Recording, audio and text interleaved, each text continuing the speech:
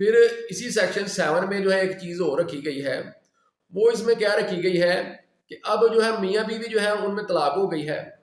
اور طلاق جو ہے وہ مؤثر بھی ہو گئی ہے، طلاق مؤثری سرٹیفکیٹ بھی جو ہے وہ جاری ہو گیا ہے، لیکن میاں بیوی جو ہے وہ کہتے ہیں جی ہم سے تو غلطی ہو گئی بڑی، ہم نے اپنی زندگی ہم خراب کر لی، ہمارے بچے بھی پریشان ہو گئے ہیں، یا ہمارے اگر ان کے بچے نہیں ہیں تو پھر بھی وہ سوچتے ہیں بھائی ہمیں ایک دوسرے سے دور نہیں ہونا چاہیے، تو ہم تو ایک آئیڈیل لائف گزار سکتے تھے، ہم جو ہے وہ دوبارہ جو ہے اکٹھے ہو جاتے ہیں۔ تو اس سیکشن جو 7 ہے اس میں سب سیکشن 6 ہے، آپ نے یہ یاد رکھنا ہے، اس میں یہ چیز بتائی گئی ہے کہ ایسی صورت میں جو ہے وہ میاں بیوی جو ہے وہ دوبارہ شادی کر سکتے ہیں، ان میں کوئی ایسی پابندی نہیں کہ وہ ایک انٹرویننگ میرج جو ہے کریں گے، یعنی جس کو حلالہ کہتے ہیں، وہ ایک انٹرویننگ میرج کریں گے، اور انٹرویننگ میرج کے بعد جب اس عورت کو جو ہے وہ طلاق ہوگی اس شخص سے، تو پھر وہ دوبارہ اس شخص کے ساتھ جو ہے وہ شادی کر سکتی ہے، ایسی کوئی جو ہے وہ شرط نہیں ہے۔ اس سیکشن 7 سب سیکشن 6 ہے، یہ آپ نے یاد رکھنا ہے، اس کے تحت آپ جب آپ کی جو ہے وہ بیوی سے طلاق ہو جاتی ہے کسی شخص کی، تو وہ دوبارہ جو ہے طلاق مؤثر ہونے کے بعد جو ہے وہ دوبارہ شادی کر سکتے ہیں، ان میں کوئی ایسی قدغن نہیں۔ لیکن اس میں ایک چیز رکھی گئی کہ اس میں صرف جو ہے وہ 3 موقع جو ہے وہ دیے گئے ہیں، مثلا ایک دفعہ شادی ہوئی، طلاق ہو گئی، دوبارہ شادی ہو جائے گی، پھر اگر طلاق ہو گئی تو پھر شادی ہو جائے گی، اور پھر اگر طلاق ہو گئی تو پھر جو ہے وہ شادی نہیں ہوگی، صرف 3 موقع دیے گئے ہیں اس میں۔ پھر اگر کسی نے کرنا ہے تو پھر انٹرویننگ میرج جو ہے وہ لازمی ہو جاتی ہے، لیکن کوئی پاگل ہی ہوگا کہ وہ 3 دفعہ جو ہے وہ طلاق دے کر دوبارہ اس جو ہے وہ اکٹھے ہونے کی کوشش کریں۔ یہ صرف اسی صورت میں ہے جب کسی سے غلطی ہو جاتی ہے، تو یہ سیکشن 7 سب سیکشن 6 میں جو ہے، جب یہ فقہا نے اور یہ جو علماء کرام تھے جنہوں نے یہ آرڈیننس بنایا، انہوں نے یہ چیز یہ رکھ دی گئی تاکہ یہ ایک مغالطہ دور کر دیا جائے کہ حلالہ جو ہے یہ کوئی ایسی چیز نہیں کہ اس کو ہاں ہاں شامل کر دیا گیا ہوا ہے،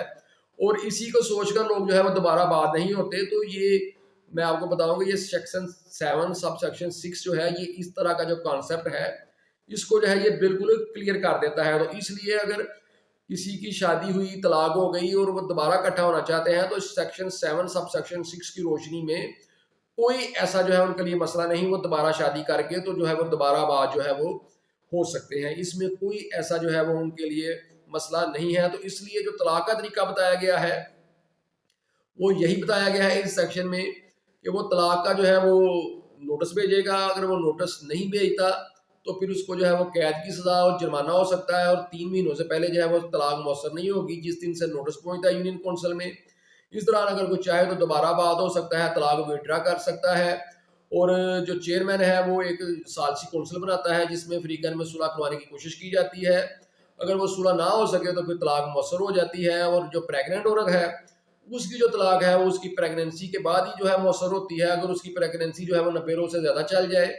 اور چھٹا اس میں جو ہے وہ چیز جو میں نے آپ کو بتائی کہ وہ یہ ہے کہ اگر فریقین جو ہے وہ دوبارہ شادی کرنا چاہتے ہیں تو ان کو کسی انٹرویننگ میرج کی اور کسی حلالے کی جو ہے وہ ضرورت نہیں ہے، وہ دوبارہ اکٹھے ہو سکتے ہیں، کوئی ایسا جو ہے ان پہ شرعی عذر بھی نہیں آئے گا، کیونکہ ریاست نے قانون بنایا، اگر کوئی شریعت لحاظ سے چیز غلط بھی ہوگی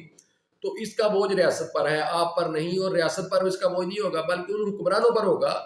جنہوں نے کوئی غلط قانون بنایا ہوتا ہے۔ لیکن میں آپ کو بتاؤں کہ اس پہ جو ہے فیڈرل شریعت کورٹ نے بھی یہ جو ہے یہ سیکشن ڈسکس ہوا،